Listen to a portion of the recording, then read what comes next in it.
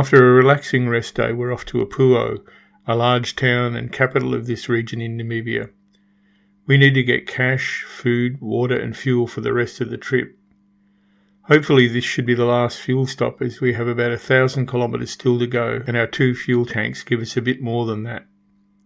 I noticed when planning this part of the trip that an awful lot of the place names start with the letter O.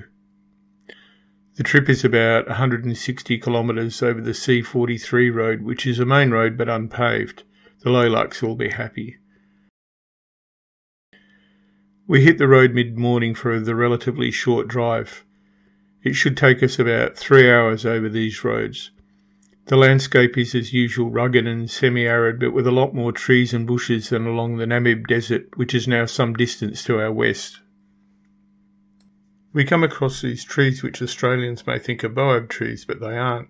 They're Baobab trees, similar name and appearance, but not the same. We'll begin to see them more often as we go north and east.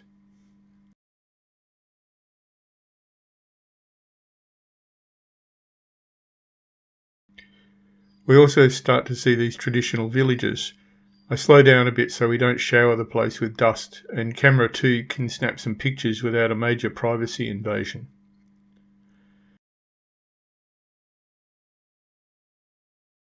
We get to a T-junction where the road is sealed and chuck a righty to head into town.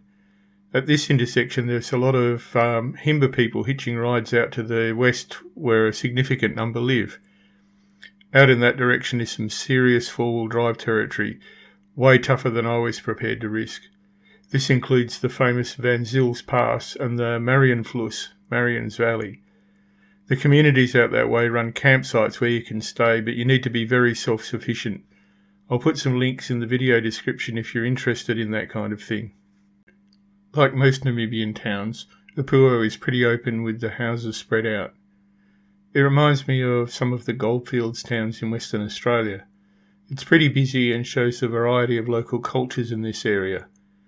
A lot of people are dressed in Western clothing, but there are a lot of Herero ladies, easy to spot with their long dresses and horned headdresses. Many Himba people as well. The Himba men seem to dress in a more Western fashion when they come to town, but the women stick to the traditional clothing. We find the town centre and the Shell servo to fill up with fuel.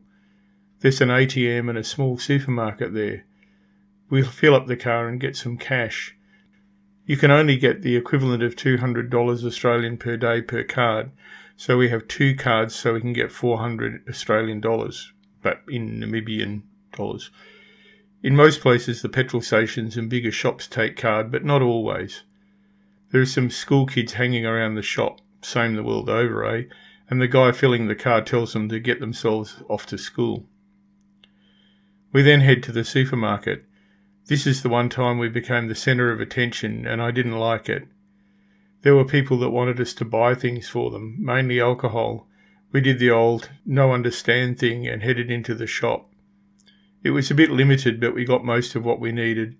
I think they were out of our favourite brand of crisps, so we had to substitute. Oh no! By the time we got back to the car, most of the badgering people had taken the hint. Some boys wanted our partly empty plastic water bottles. I found out they're very useful when they're out herding or in the fields so they can take water for the day. Anyway, off to find our accommodation at the Mopane Lodge. It's on the banks of the river and I'm looking for a road that leads to it. There's a sign in the middle of nowhere and it turns out you have to take the unremarkable dirt track next to the river, navigate the maze of tracks, at least there's some signs, and there after a couple of kilometres is the lodge. In contrast to the very basic track to get there, it's very nice. This is where we'll be roughing it for the next couple of nights. It's right on the river bank under the shade of these Mopane trees. Even spelled it out on the bed with the towels. Tough life this.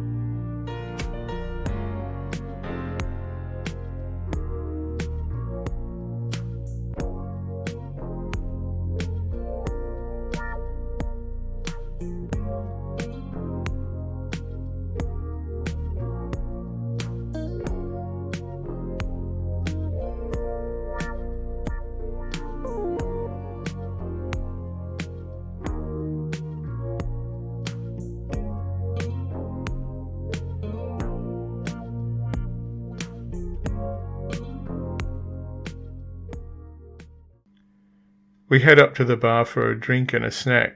It's not open, but the manager sorts us out with a drink anyway. Angela grabs a book from the Traveller Book Exchange at reception, and I start looking at options for the following day. One of the things you can do from here is go up to a place called Opuwo on the border with Angola. The border is the Kunene River, and there's supposed to be a waterfall there, but from what I saw on the internet, it's okay, nothing special. I've done a back-of-the-envelope calculation, and I seem to remember it being 80 kilometres from Opuwo, but when I double-check, it's not 80 kilometres, it's 180 kilometres, a 360-kilometre round trip, so it's pretty significant. I'm stressing over whether we should bother, and Angela replies Angela logic and says that if we go and it's not very good, then at least we went, and the trip might be interesting anyway. If we don't go, we'll always wonder what it would have been like. I have to concur, so in the morning we are going. That being decided, dinner was had and off to bed. On the walk up to breakfast the next morning, we spot this donkey boiler in the campground. There are quite a few dotted around to provide hot water for the ablution blocks. Nice campground as well. We head out of town towards Opuwo. At the edge of town the gravel starts and it's rough and corrugated. It doesn't get any better for the whole trip. You have to concentrate because the road is wide enough for 2 cars, but there is a lot of water courses and the culverts are only 1 car wide. There are no railings or anything. You have to make sure you line up the culvert or you'll wind up down quite a big ditch. We see a lot of people just going about their business here, walking along the road with all their gear, waving you to slow down so you don't cover them in dust. A lot of kids and adults herding goats. We found that part of the art of goat herding was to be able to throw rocks at them with unerring accuracy so they got them to go the way you wanted but didn't hit them. We saw this hill along the road. We named it Black Velvet Mountain.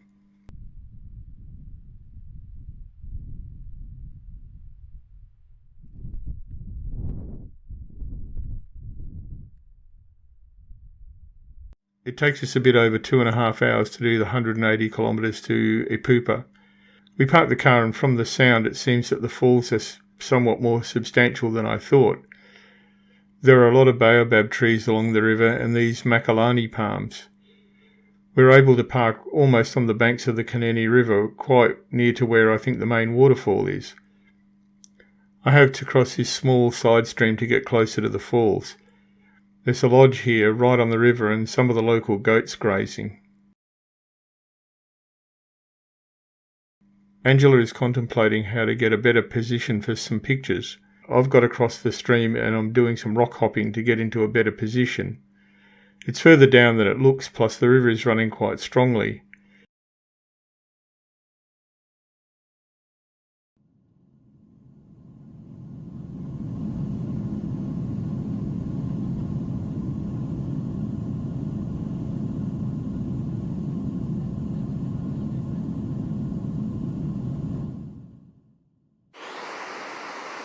This is the Kunene River below Opuwo Falls. And it's not just one waterfall, there's quite a big one back there where you can see the spray. And there's another one over there. And there's another one there. I don't know where we can get a view of the whole lot. And this is the border with Angola, and those hills over there are in Angola. Eventually I get into position to see the actual waterfall.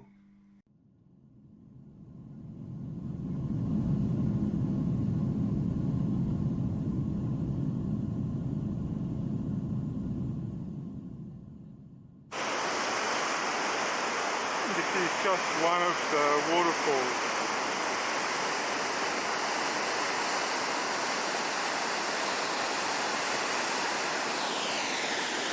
On the way in we saw a handwritten sign for a waterfall viewpoint. You have to pay and it will be cash. We go up to see if the view is any good. There's a local guy there with his wife and kids in the shade of a shelter it looks like he's built. It turns out to be worth it. What I thought was 3 or 4 waterfalls turns out to be 15 or 20. It's weird, the river drops sort of sideways down a fault. The waterfall we saw initially is the biggest, but the spectacle of the whole assemblage with the Baobab trees is like a Roger Dean painting. Just paid to come up to the viewpoint, and that was the waterfall I was at before. It's about 60 metres, I think, but the whole thing is just amazing. Coming up here is one of the best $10 I've ever spent.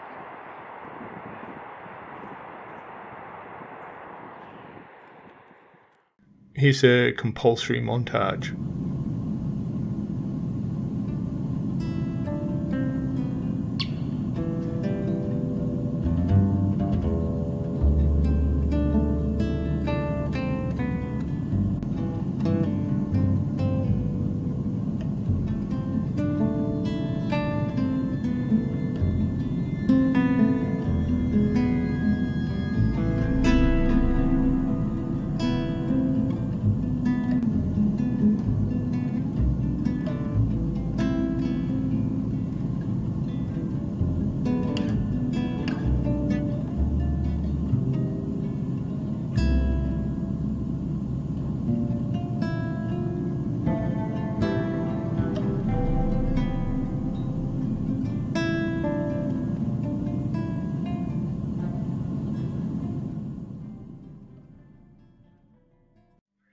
It's very harsh but beautiful and a little otherworldly, and I'll never forget it. I'm glad we came up the hill for a look. This is what the whole shebang looks like from the air.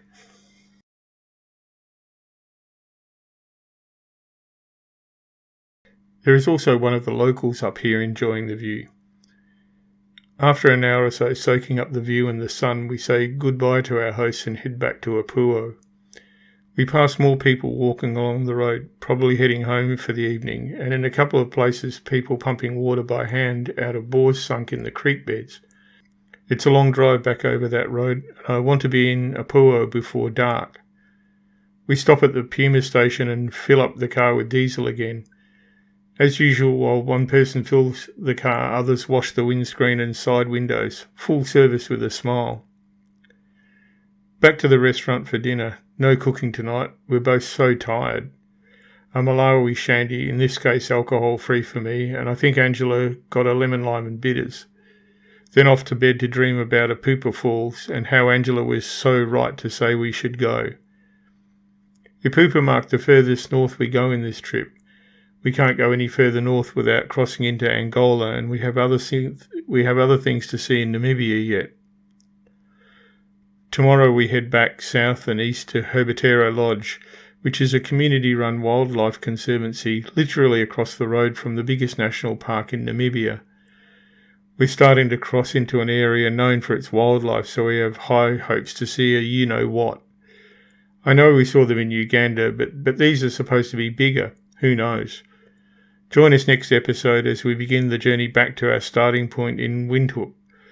Don't worry, we're not finished yet. There's still plenty to see, including some animals we've not seen yet. Of the big five, we've seen African buffalo and elephant, but we're hoping to cross off lions, leopard, and if we're really lucky, at least one species of rhino. Keep your fingers crossed for us. Thanks.